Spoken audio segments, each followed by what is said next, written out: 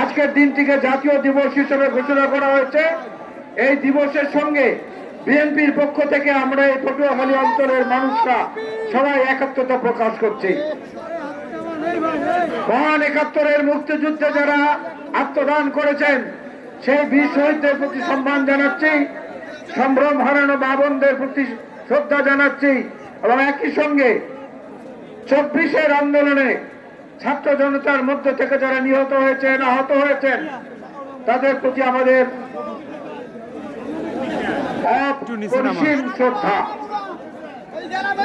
বাংলাদেশ জাতীয়তাবাদী দল হচ্ছে এমন একটি রাজনৈতিক দল, এই রাজনৈতিক দল সবাইকে বুকের মধ্যে টেনে নিতে জানে, কাউকে দূরে সরিয়ে রাখতে পছন্দ করে না। পছন্দ করে না বলেই বেগম খালেদা জিয়া যতবার তার জীবনে জাতীয় পর্যায়ে হোক, জাতীয় সংসদে হোক, অন্য যে কোনো জায়গায় হোক, মানুষের সামনে কথা বলেছেন, সমস্ত নেতাদের নাম লাইন ধরে সবাইকে সম্মানের সঙ্গে সম্বোধন করেছেন। শেরে বাংলাকে ফজল হক, হোসেন শহীদ সরওয়ার্দী, মাওলানা আব্দুল হামিদ খান ভাসানী, আওয়ামী লীগের নেতাকে সহ সবাই বলতেন তার নিজের স্বামী এবং নিজ দলের চেয়ারম্যান জিয়াউর রহমানের কথা।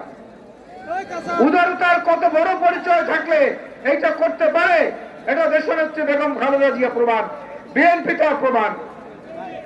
আমরা প্রমাণ করেছি যখন জিয়াউর রহমানের সমাধিস্থল সেখান থেকে তুলে নিয়ে তাকে অন্যত্র কবর দেওয়ার জন্য ওই জায়গাটাকে ঘুরে তুলে ফেলবে, এই জন্য জাতীয় সংসদে আলাপ করছিল শেখ হাসিনা এবং তার চামচারা।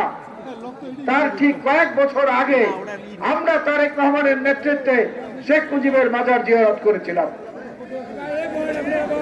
এইখানে হচ্ছে তাদের সঙ্গে আমাদের পার্থক্য।